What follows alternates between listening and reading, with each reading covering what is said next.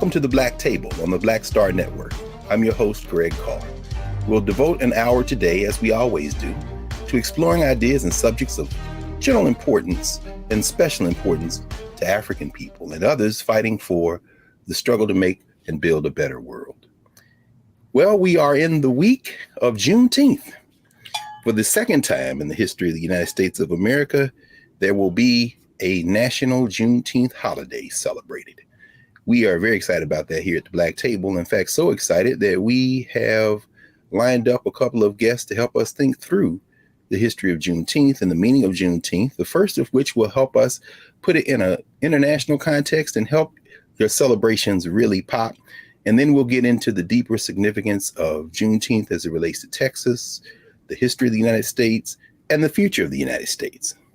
So let's start with some basic facts. On June 19th, 1865, Major General Gordon Granger, accompanied by troops from the United States Army, by some accounts, as many as 3/4 of them, people of African descent, men of African descent, rode and sailed into Galveston Bay in Texas and issued General Order Number 3, declaring that not only was the war over, but that enslavement was over. And the following year, the first Juneteenth celebration took place. And that was on June 19th, 1866. Now, it's very important to understand that Juneteenth is folded into a constellation of Emancipation Day celebrations around the hemisphere. Usually in the Caribbean, those celebrations congeal somewhere around the first or second week of August. In other parts of the United States, certainly during the Civil War and after the signing of the Emancipation Proclamation, January 1st became a very important date after January 1st, 1863, of course, and throughout the South as Juneteenth spread into Oklahoma and Louisiana and other places. Sometimes that date might fall later in the month of June or even in July or August. And all of these together are emancipation celebrations that talk really about the long freedom struggle of people of African descent.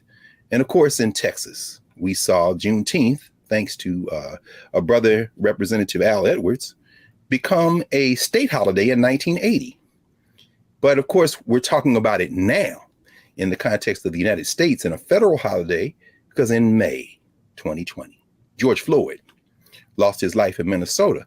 But what many of you know, because we know our brother Roland Martin, the founder and leader of the Black Star Network, graduated from Jack Yates High School, as did George Floyd. What many of you may not know is that Jack Yates, the high school that Roland graduated from, that George Floyd graduated from, Felicia Rashad, Debbie Allen, so many others graduated from, that school is named for Jack Yates, a formerly enslaved African who came to Texas, like George Floyd's family did, from North Carolina, and was one of the formerly enslaved Africans who bought land and in 1872 created Emancipation Park, where the first Juneteenth was celebrated in Texas, in that part of Texas, in Houston. Well, when George Floyd lost his life in May 2020, the Great Reckoning began to flood into the streets of the United States and around the world. 2 years later, or actually a year later, the President of the United States on June 17th, 2021, created a Juneteenth holiday. Actually, I was actually there for that bill signing, and nobody believed that there would have been a national Juneteenth holiday had people not been out in the streets for a whole year before. And this little kind of symbolic gesture opened up a new conversation around race and around power, around enslavement, around national memory. And so today, we couldn't think of anyone better to think about Juneteenth, the rituals of Juneteenth, the significance of Juneteenth, than a sister who enters this conversation from a very unique point. She is a naturopathic doctor, physician.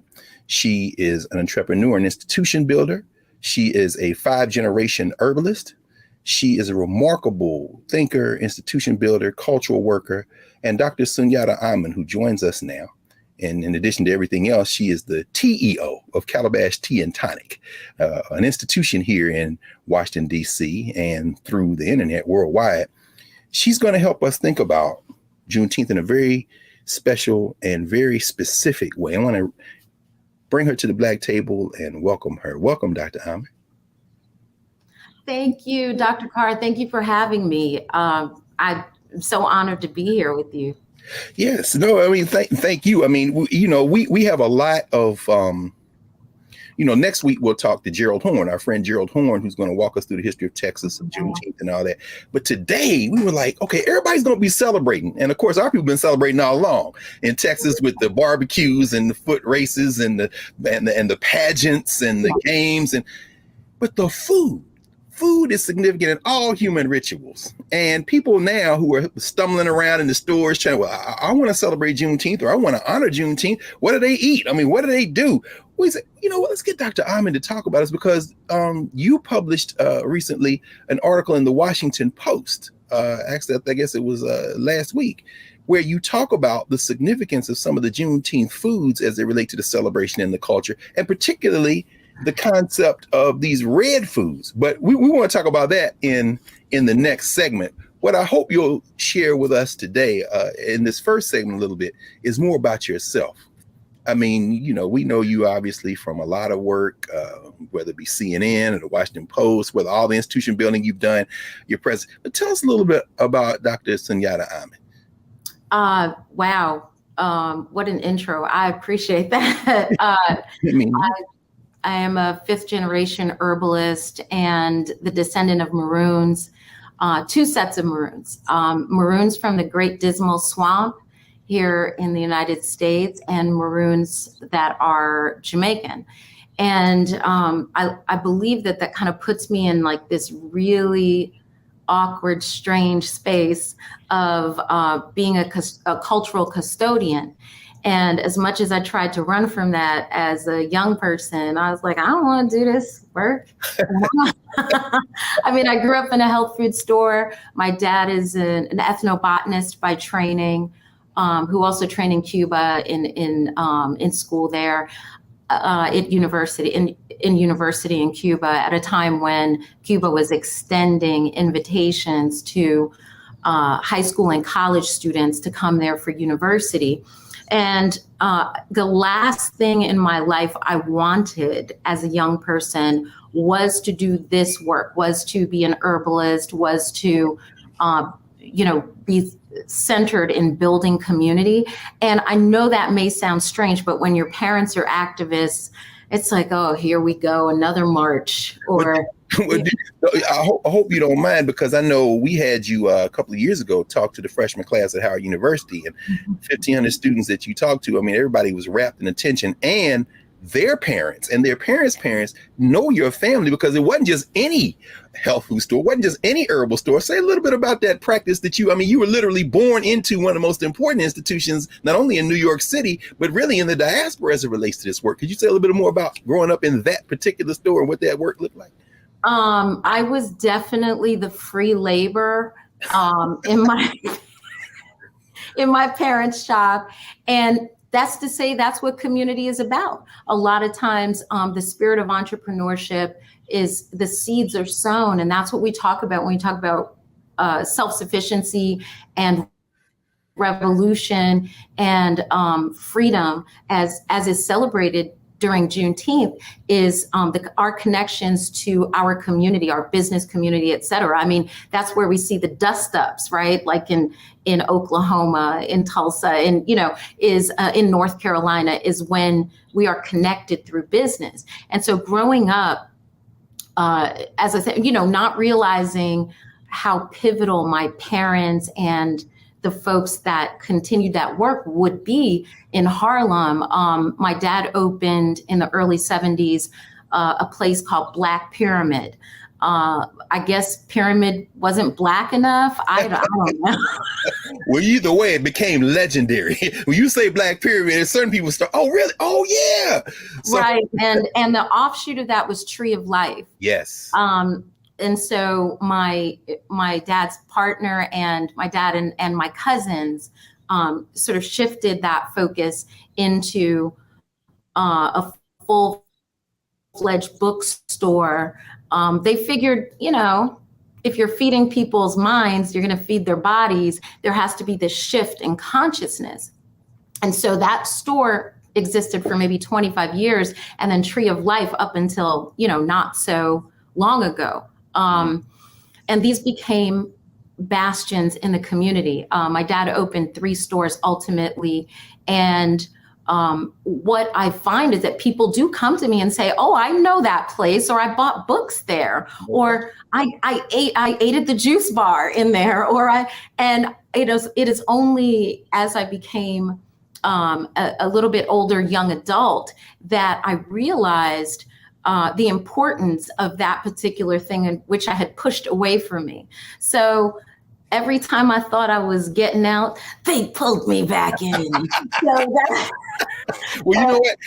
I think what we might want to do now, why don't we do this? Why don't we pause and come back in the second block, and then we can get into not only your apprenticeships, but then open that into how, when we're going to have this conversation about the significance of the Juneteenth foods, you know, all of this background and all this momentum you are now able to empty into these rituals and help us understand what we're actually putting in our bodies for this ritual holiday. So we'll be back in a moment with our guest, Dr. Sunyatta Amen, the TEO of Calabash Tea and Tonic, and the history of Juneteenth through the foods of Juneteenth. Back in a moment at the Black Table.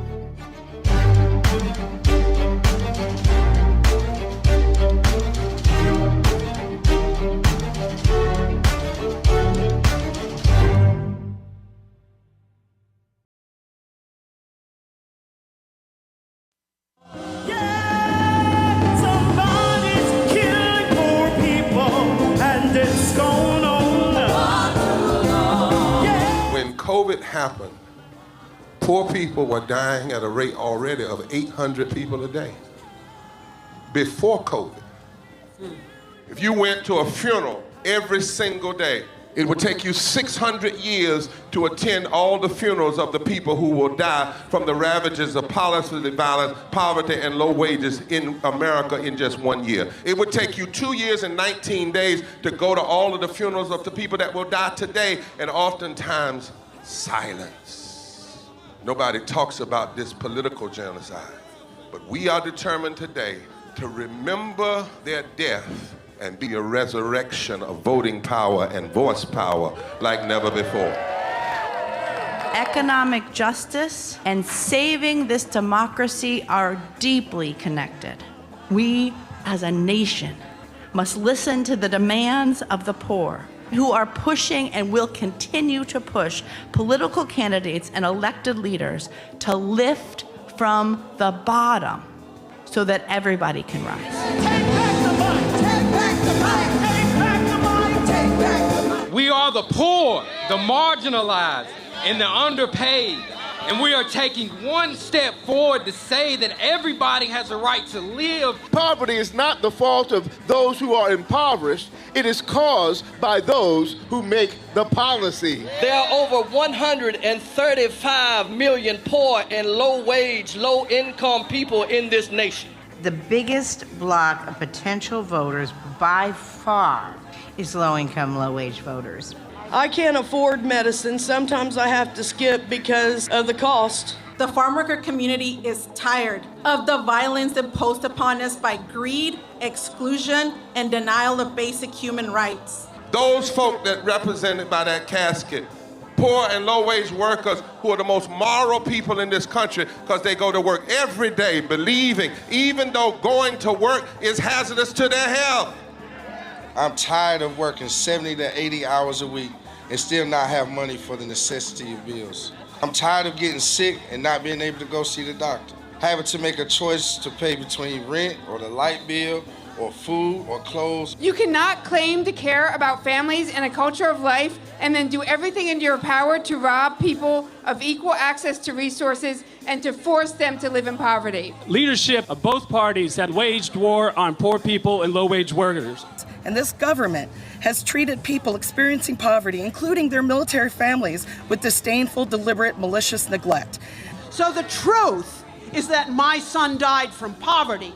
We refuse to accept poverty as the fourth leading cause of death. The fourth leading cause of death in this, the richest country in the world. We march today for our children and the generations to come. And we need to do it with the loudest voices possible, the biggest actions possible. We will voice our demands and register our vote. When we stand up And when we stand together, things change.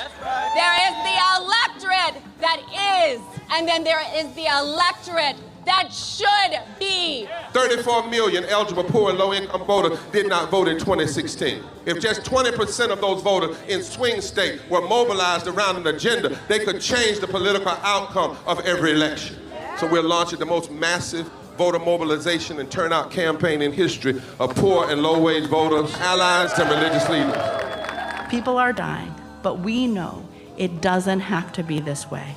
And so we are calling on everyone to join us in this Poor People's Campaign, a national call for more revival. We are here, we will be seen, we will be heard, and our power will be felt. We don't need to be an insurrection. We are a resurrection that will be felt across this country. Are you ready? Ready? Ready? Ready? We are a resurrection, and we are ready. And we won't be silent anymore.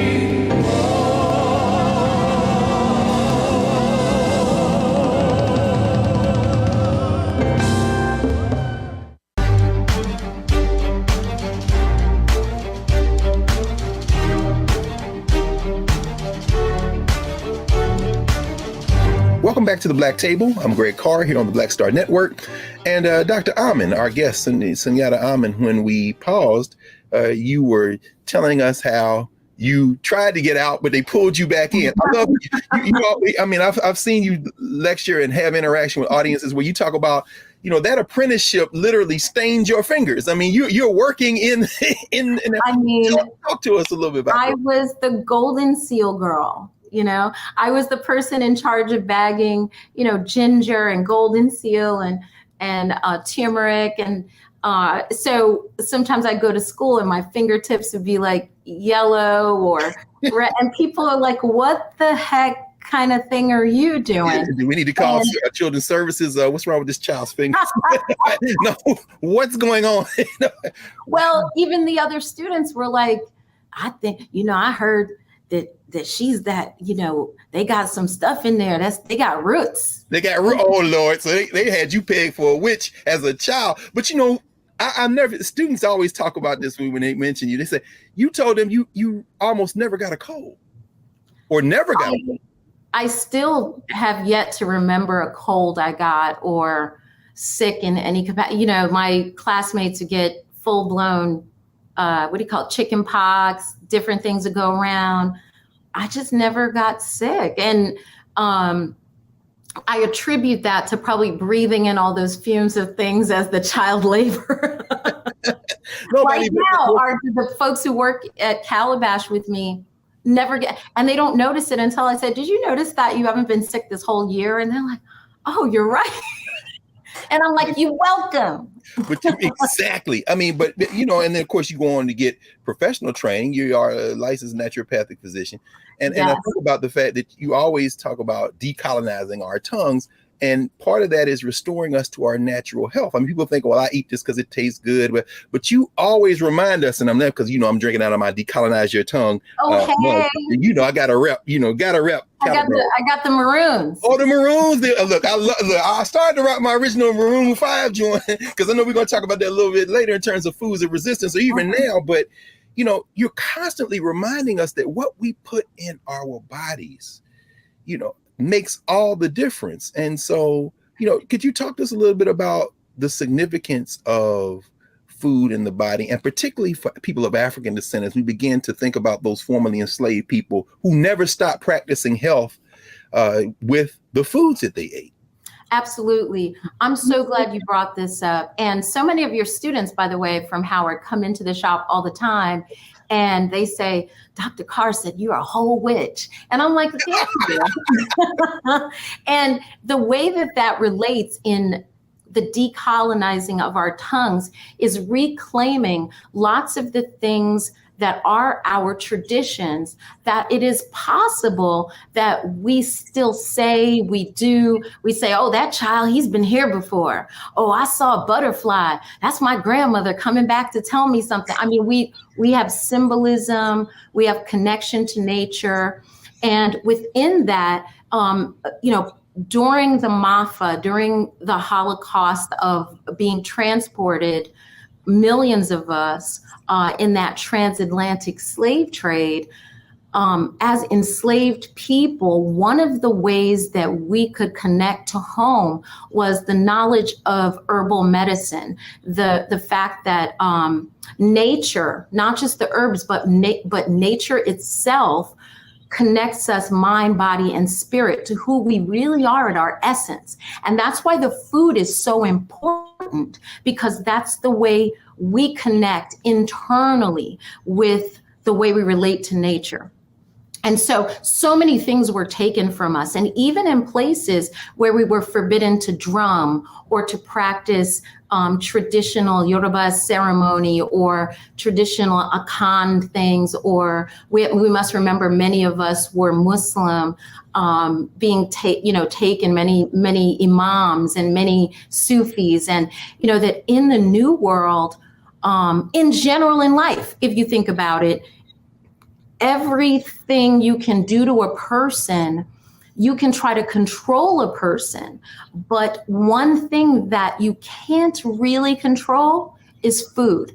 People decide they're not going to eat, or people who feel put upon decide, I'm not eating, or I am eating my feelings, or I'm not going to eat because I feel a certain way. It is something you can control as an individual. So one of the ways that we take personal power, even if it's in a disordered fashion, even as modern people in disorder, is the control of what we eat or do not eat. And that is a revolutionary act, for better or worse. It is a matter of taking back wresting control.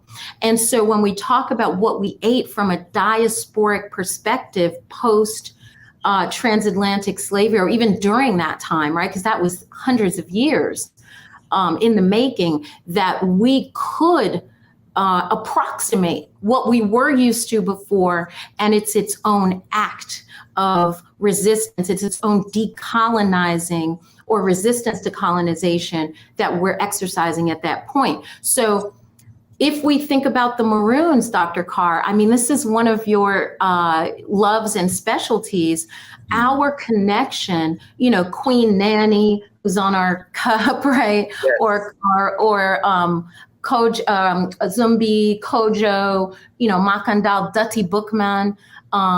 We talk about how many of them, there's the success of their revolutionary acts, Harriet Tubman, lots of folks, yes, that it had to do with their responsibility to nature and our connectivity to nature that allowed them. And so it's said that, this one practiced voodoo and they had herbs at their disposal, and this one gave herbs to their troops so that they were emboldened and strengthened. This is the food they ate. This is the sacrifices they left to the African spirits that are related to food for us. There's no way to separate it. And so in that context, as we even come to things like Juneteenth, as we come to other celebratory things that we hold in our communities, food is absolutely pivotal. Well, let's continue that momentum as you're talking, and of course, as you talk about all those places you brought in, Jamaica and Cuba and Haiti, and put that right where we can now see this momentum of resistance, literally through with the foods that we ate. In the article you wrote on the 15th of June in the Washington Post, one of the things you talked about. That comes out tomorrow, actually. What you guys got was the preview. Ah, wonderful. Oh, that's perfect. So then that's right in the rhythm then. All right. So you all out in the food section tomorrow. On Thursday, it comes out on Wednesday. June 15th. Yes. So by the time folks are seeing this, it will have already come out. So you all can now access the Washington Post and see this article. And so in it, you talk about several of those herbs, those plants, and you focus in on hibiscus. And you write hibiscus plants with a lot of the other botanicals that come from Africa, like ginger and the various spices, as you said, came with us on those ships. And they not only allowed us to continue our practices, they continued to heal us. And of course, coming out of the Caribbean as you do, you also write about how over the last decade plus, that sorrel that so many people in the diaspora enjoy, it has medicinal benefits. Could you talk a little bit about what makes the red and some of these red drinks that we consume, not all of them, as we'll talk about in a minute, but some of them, what makes them so powerful? And talk about some of those herbs. That's such a great question. Red is a significant ancestral color for us. In many of our West African traditions, red symbolizes ancestral connection and power through blood connections. And that connection doesn't have to be people you're related to. Is symbolic. And so when you talk about Shango, when you talk about Alegua, whose bracelets I have on now, both of those deities, but we talk about red being a color of power. When people get married, they're often wearing red, not white. People are there is red involved in ceremony and palm wine and cola. I know Coca-Cola made this formula that people associate cola with brown, but that's because it's been dyed brown. But the truth is that cola nut, you have white colas, red cola nuts. It's those are associated with divination, with asking the creator, what's the next step, or how do I go forward? And wait, Prof, before we go, I don't want to dwell on this, but just so folk catch that, Coca-Cola, like we drink Coca-Cola, that has roots in the Caribbean as well? I mean, this has roots in Africa. Wow. And, when we talk about a drink like that, we're talking about the fact that it's dyed brown from sugar product. It is sweet from sugar product. It is spiced, seasoned with cola nuts, which are traditional to us in West Africa, right? It is even when they used to put cocaine in it, it was coca leaves that are indigenous to, South America, until they got busted with that. And they were like, you can't put that in. Okay, I didn't want to, look, hey, you all, Dr. Amon's coming back to the black table. I'm just going to claim that right now because we're going to have to do a whole thing just around Coca-Cola and imperialism in Africa and the Caribbean. I didn't want anybody to miss that footnote. So that's a teaser for the next time you come. Anyway, I didn't stop your momentum. Okay, so. No, I love that. I would love to come back and just talk about the colonization of our indigenous foods that are now superfoods in Whole Foods, and just coming forward on that. So I love that you've asked this question, and our interconnectivity, wherever you see that hibiscus plant and these other indigenous West African plants, wherever they're growing, wherever you spy them, you're seeing Africa. It's the thumbprint. It's the indelible thumbprint, because hibiscus stains whatever it touches, and it has left a fingerprint, a watermark of capitalism, imperialism, enslavement, and resistance. It's leaving its mark. Well, you know what then? I think that's actually a perfect place for us to pause. And when we come back in our next segment, let's pick up with that red drink. Because just like Juneteenth, I've heard a lot of debate and discussion saying, well, Juneteenth belongs to us as Black people. It's not American. It's not everybody in America. It's enslaved people. And then people say, well, Juneteenth isn't part of the Caribbean. It isn't part of Africa. We are African Americans. Well, just like you said, anytime you see that red, you see us wherever it is. Anytime you see Juneteenth, you see liberation struggles wherever they are. So that's perfect. When we come back in a moment with you, Doc, we're going to pick right up and ask you about that red drink. We're going to ask you about not only its significance, but where we see it, how it connects to Juneteenth, other red drink options. And for those of you who have read the Washington Post article, Dr. Amon includes a recipe on how you can brew your own up.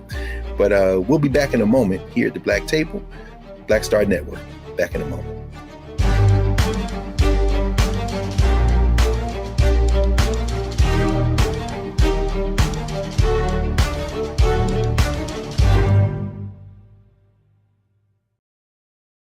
Time to get paid, blow up like Fanbase exclusive audio rooms are here. Now tap, talk, and get paid. Monetize your live podcast and most engaging conversations. You can now create exclusive audio chat rooms only for your subscribers and biggest fans. And as a user, subscribe, listen, and talk to your favorite creators. Now tap, talk, and get paid. Because everyone's a fan of something, and everyone has a fan base. I'm blowing up like you thought out, and if you don't know,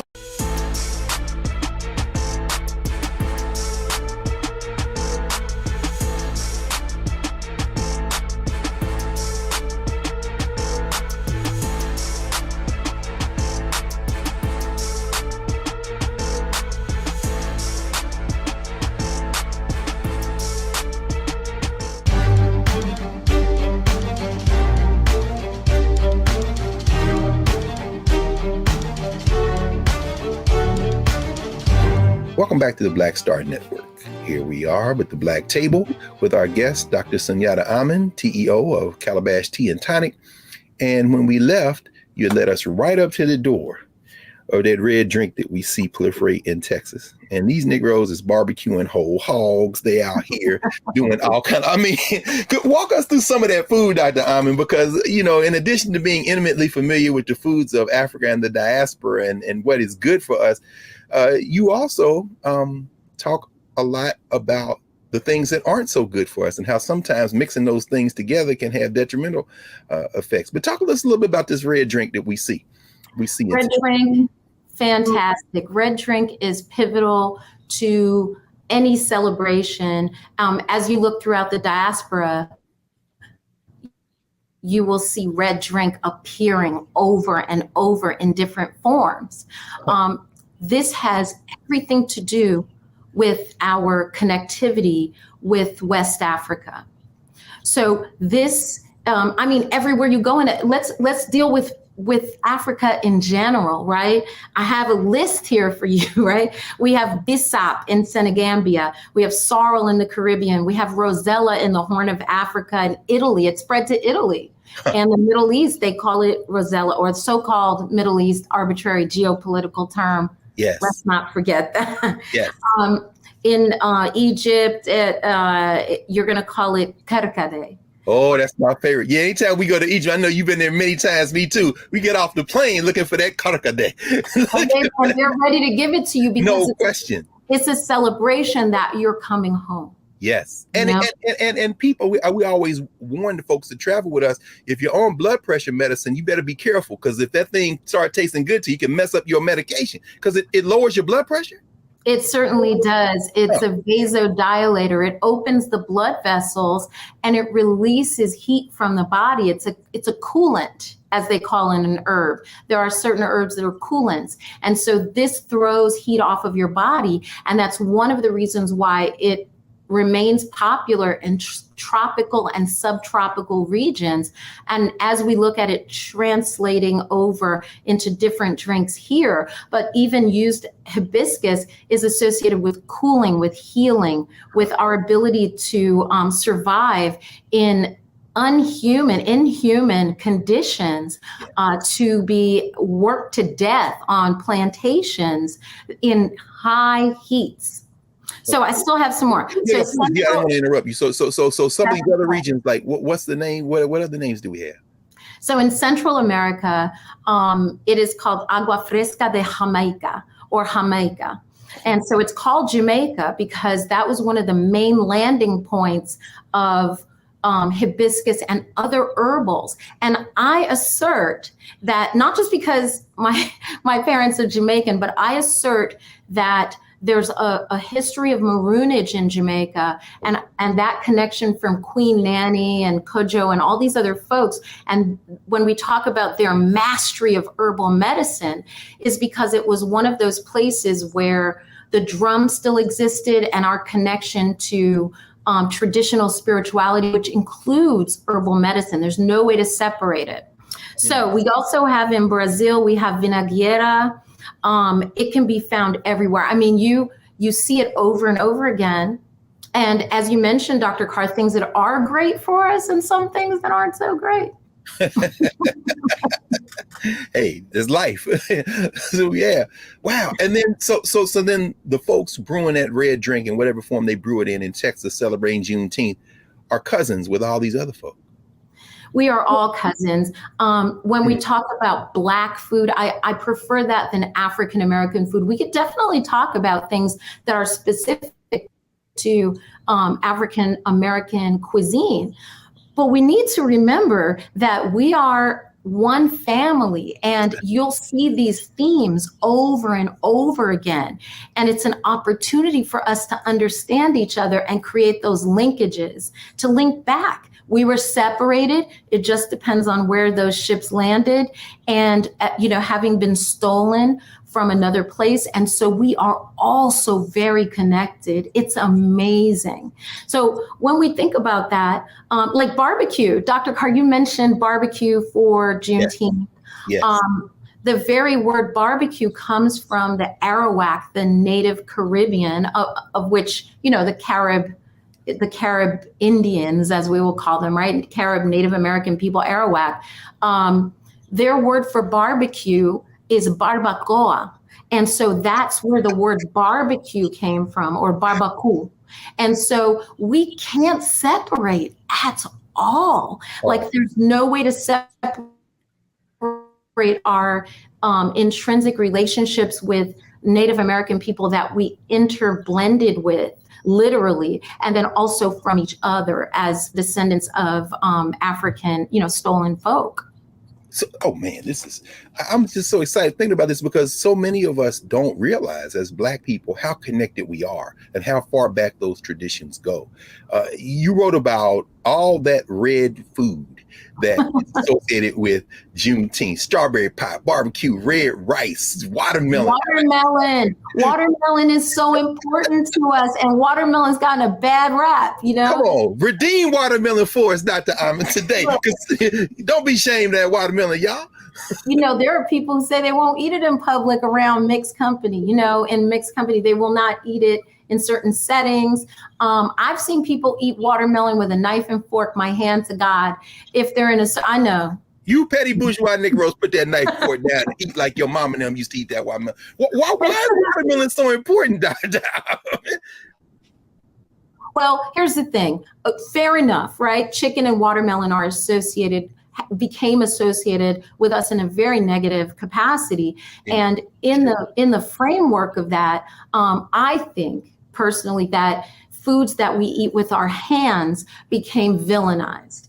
So, things with a bone in it, things that we pick up and eat, it seemed déclassé because you're not using continental table manners, with a knife and a fork, which is more of us decolonizing our tongues, pushing away from that and using our hands, learning to eat fufu, learning to eat collard greens, picking it up. You go to some place in the South, people say it tastes better when you pick it up with your hand. I know that's right. That's because that's the way we traditionally eat. All over the world, people do that, and so when we look at our traditions of red foods, red velvet cake and red punches, you go to the Caribbean, you got fruit punch served to you when you first get off the plane, just like you do in Africa. You get the kerkade, you get the sorrel, you get the bisap. In the South, we have our own traditions, and parts of my family that are from North Carolina went to Texas. And so you find that interconnectivity of people back and forth, where red is a celebration. It says joyful resistance. It says we are still here and we deserve joy. And in the context of that, commercial enterprises like how we mentioned Coke and other makers of soft drinks and hard drinks, right? So non-alcoholic and alcoholic drinks, really started to recognize these Black folks like this red drink and red foods. Yes. Let's see how we can color things with as much red as possible, whether it's candies and the Skittle and the, all of this stuff, the red sodas, Big Red and Kool-Aid. My God. You're hitting too close to home, Doc. You're hitting too. As a child, I'm thinking about Red Hots. I'm thinking about those. In fact, it got so bad that we used to go to the store and we would ask for the candies and the Kool-Aid by the color. Just give me the red. You want the red or the? So are you telling me that this is deliberate? This was a deliberate marketing campaign. Well, think about the fact, Dr. Carr, that we don't describe it as a flavor. No. It's not cherry and it's not strawberry, and it's not hibiscus flavor. It's red flavored. Right. That's how much we love the color red, especially in the drinks and the candies, like being associated with it's in our soul, it's in our DNA. It's one of those DNA memories, those places that are buried deep in us. So a company can sell you those little nasty, you remember those little links that sat on the counter? Yeah. Growing up in New York, you had the bodega and they had the little, you know what I mean? Yeah. And it pulled it out of the thing. I was like, what is that? What is that? And look, all the hood joints, I know, because all our Philly fam lived in Philly for a long time. Them quarter waters, it's a reason they colored that way. You write about that in the article. The quarter water. You got the Kool-Aid is a red. It's not even called the color it is. Kool-Aid doesn't call it red. My God. We call it red. We call it red. Water ice in Philly. What y'all call it in New York? In Philly, they call it water ice. But they push it. Like the Italian ice. Yeah, Italian ice. But it's like, you call it by the color. Give me the red. I want the blue. I want the red. And you could tell because everyone would walk around with a red tongue. Oh, no, their tongue and their mouth was red. We didn't care, And so when we talk about large food corporations recognizing our love for these things, Juneteenth factors into that, in that so much of our celebration there in the Caribbean with sorrel and pushing into our northern loves for red, it's like they say, oh, wait a minute, we can market this as a thing specifically to people of color. Why don't we, when we come back in our last section now, why don't we come back with the implications of this? Because as we know, this is all new territory for us. These rituals that you have practiced and seen and inherited from the Caribbean, from Latin America. Now this one here in the United States, Juneteenth, has been nationalized and in a kind of struggle over what it means to remember what it means. And we already see the first forays into our community from these corporations as it relates to Juneteenth. So why don't we, when we come back in our last segment, help our viewers think through what it means to celebrate Juneteenth through the food, what it means to protect and extend our traditions, and how we can link our institutions so that we can always preserve the best of these rituals. So we'll be back with Dr. Sunyatta Amen, and we'll be talking more about Juneteenth and these foods at the Black Table. Back in a moment.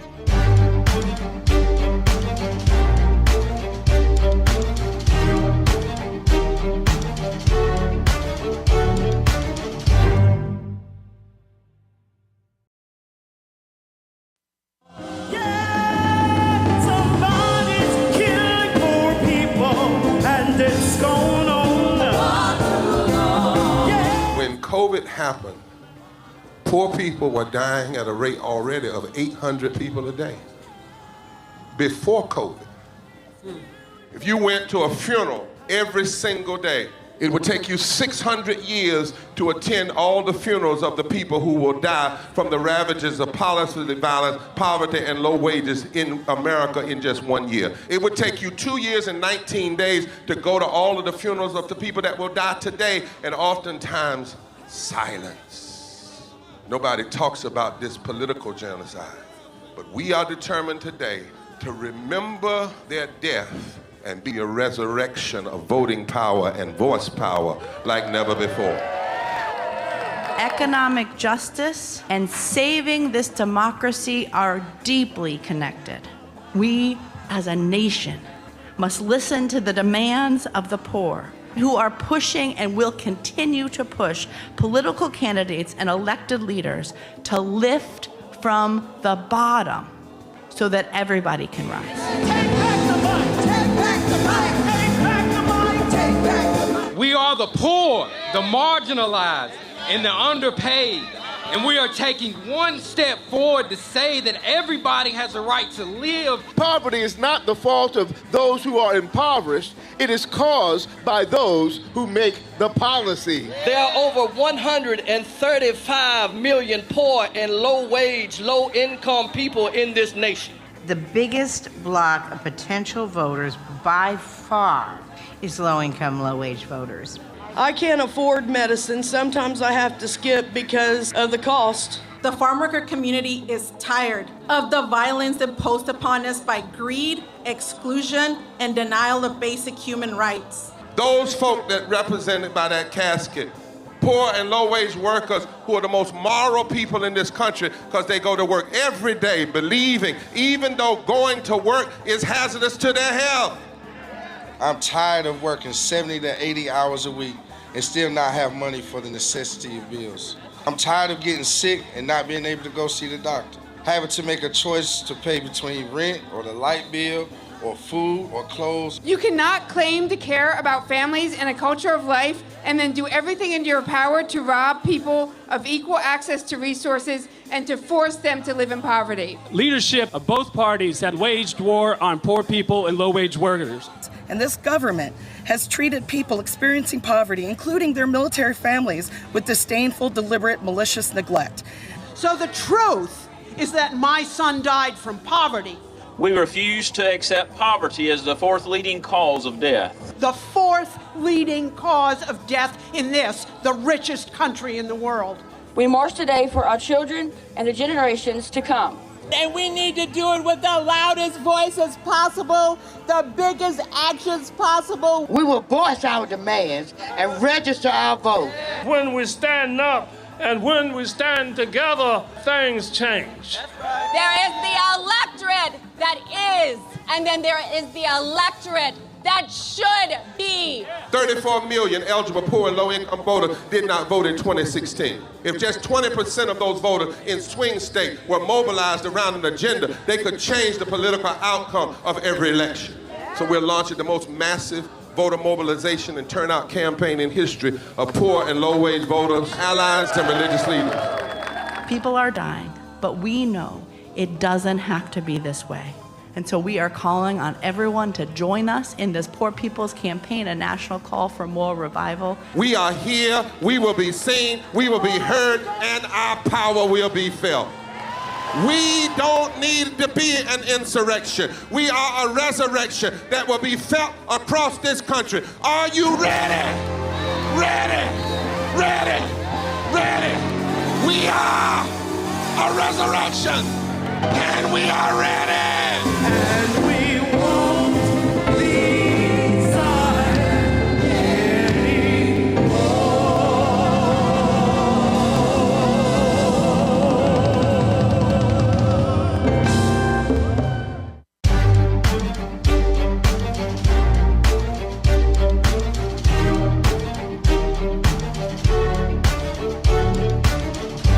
Welcome back to the Black Table. Greg Carr here on the Black Star Network, and we are honored today to be joined by Dr. Sunyatta Amen, who is really helping us think through not only the history and meaning of Juneteenth, but the rituals, the foods, the icons, the shrines, the totems, everything culturally that is connected not only to that holiday, but it connects us as people to the best in our traditions. Dr. Amen, you know, we're now both witness. Certainly after everything shut down, you and the Calabash team went online and expanded. You know, a lot of people be watching this from around the world, watching this broadcast. You led us right up to the horns of a dilemma now, because a lot of people now are going to be wanting to celebrate Juneteenth. I mean, I know that's one of the reasons that you wrote for a broader audience to help people introduce people.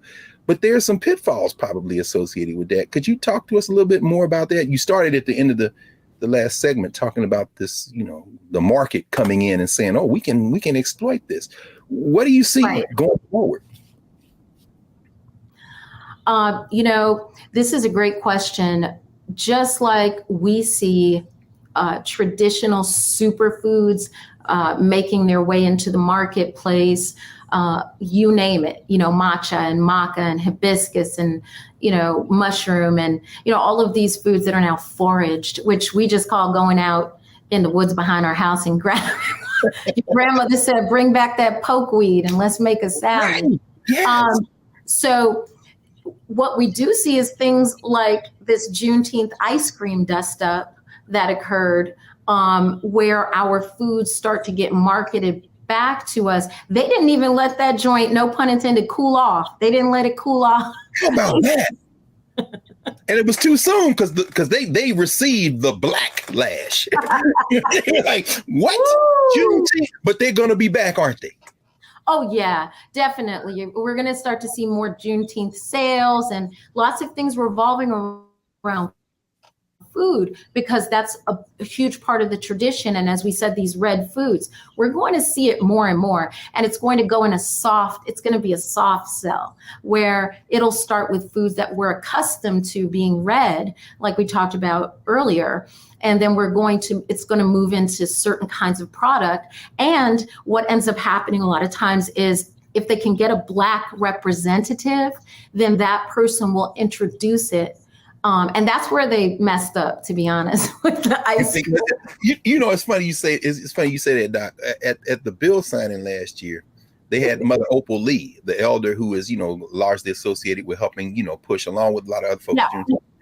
Yeah. And we were standing there. Here's Congressional Black Caucus, and the President of the United States signed that, Vice President Harris, and I'm standing in the back with the cats that guard the place, which, as we know, are Black and brown people. And I'm standing between these two police officers. One young sister, she said, I'm from Texas. We've been celebrating this all along. And the brother was like, right? I said, what y'all think's about to happen? And they both just shook their heads and started laughing. Right.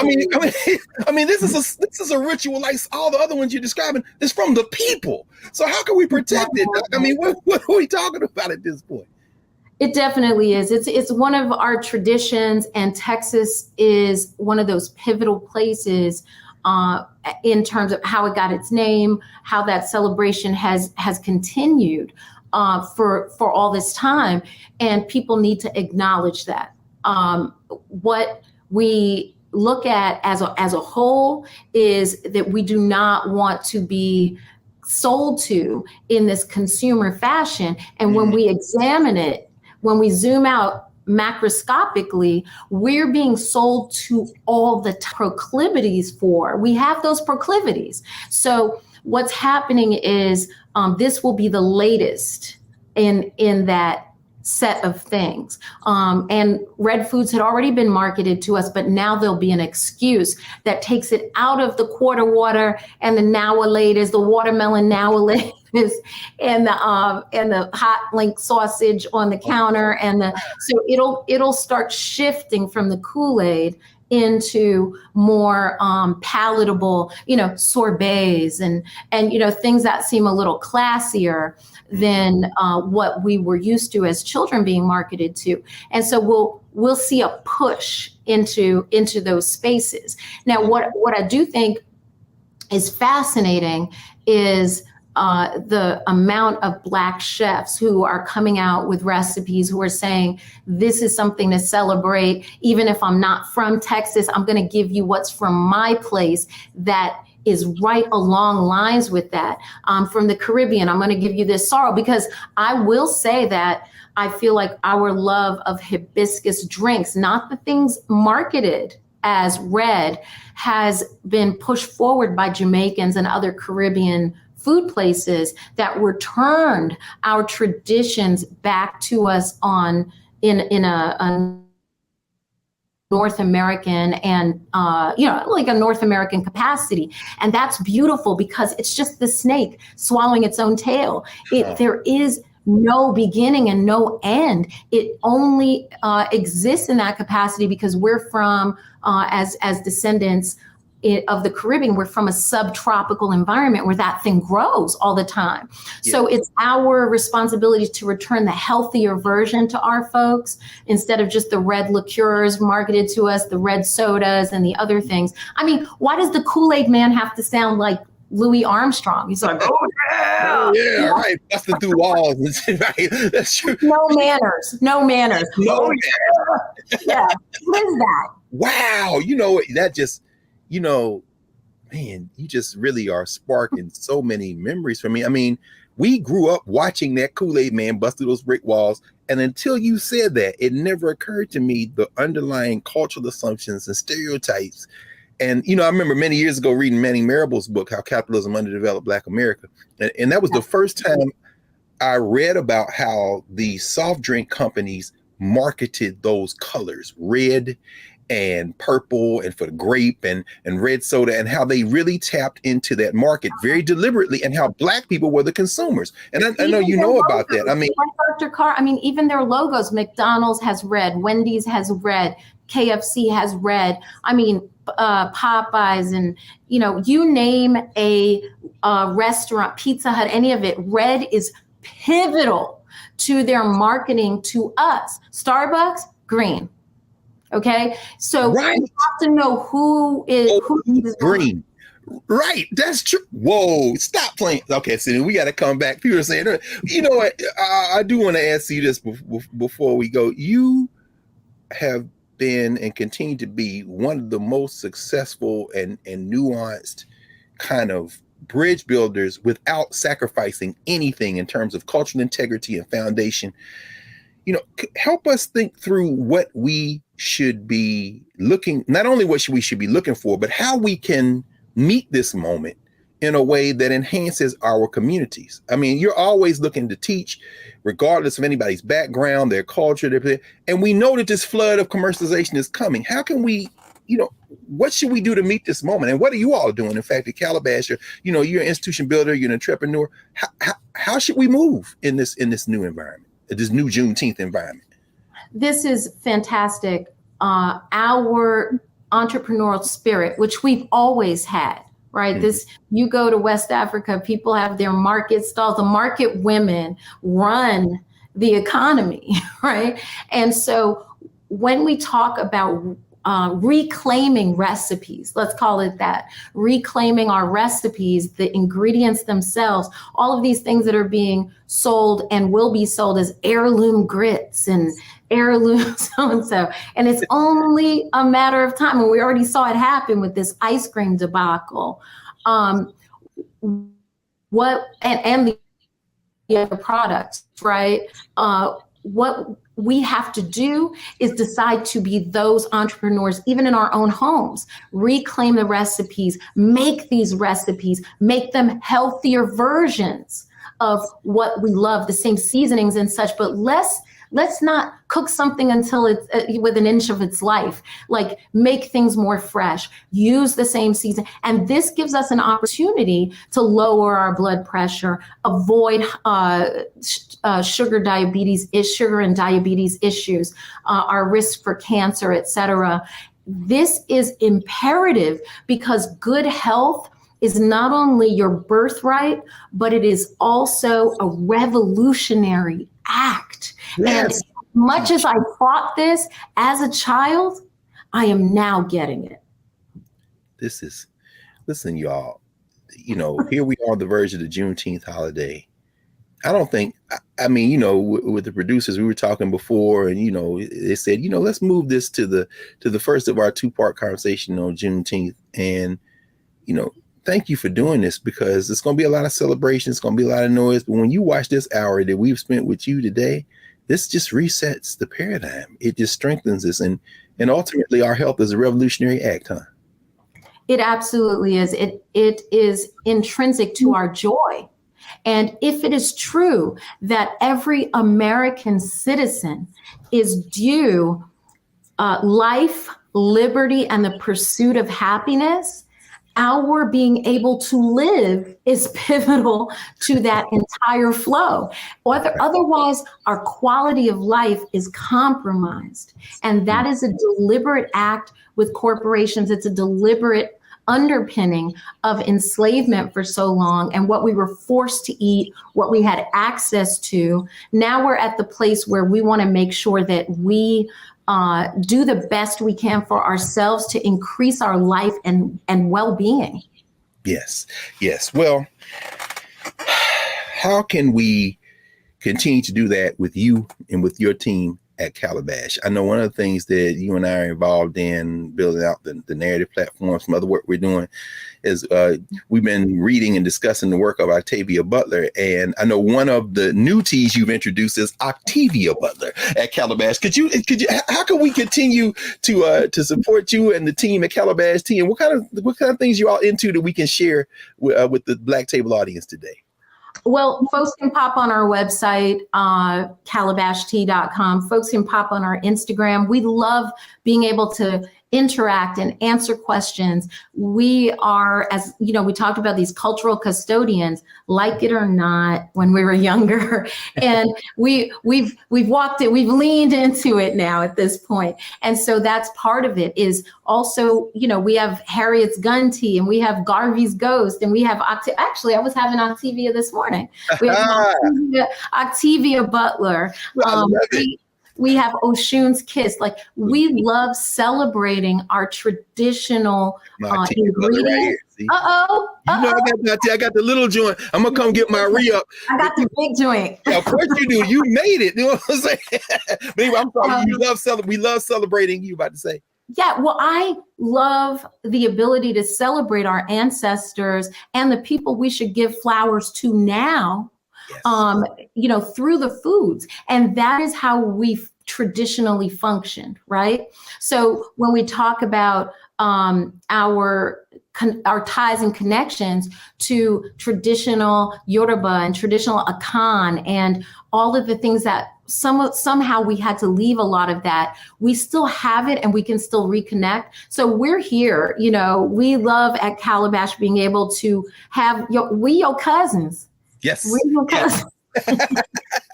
Well, Dr. Amen, we want to thank you, the whole Black Star Network and the Black Table in particular, for spending this time with us and helping us prepare for the Juneteenth holiday, and beyond that, for really recentering ourselves, for decolonizing our tongues, for healing us. And we hope you'll come back and join us very soon. I appreciate being here. Thank you. Thank you. So we're going to wrap for now, and I'll be back to clear the table in a moment here at the Black Star Network and prepare for next week when we will continue this conversation and put it in a larger geopolitical context with our brother, Dr. Gerald Kuhn. Back in a moment.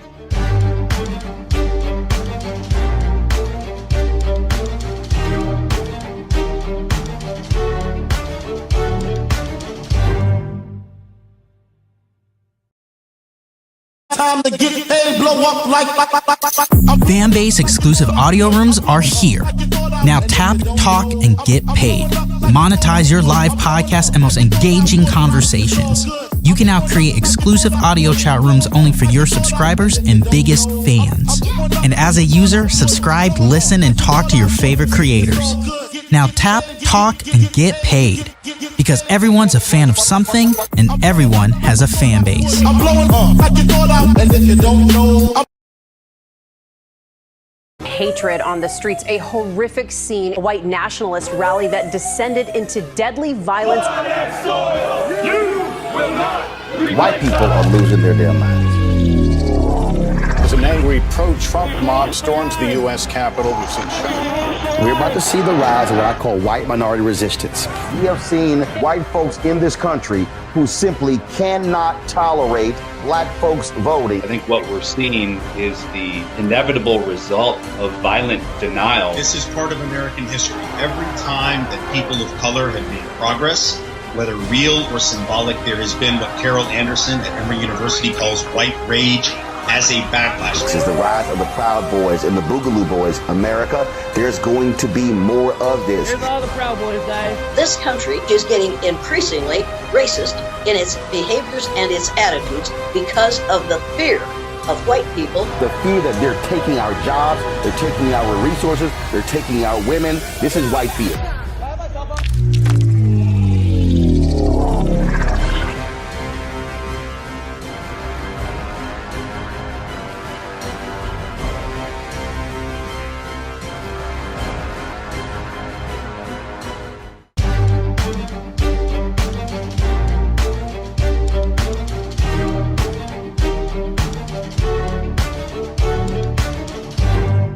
Welcome back to the Black Table on the Black Star Network. I'm your host, Greg Carr.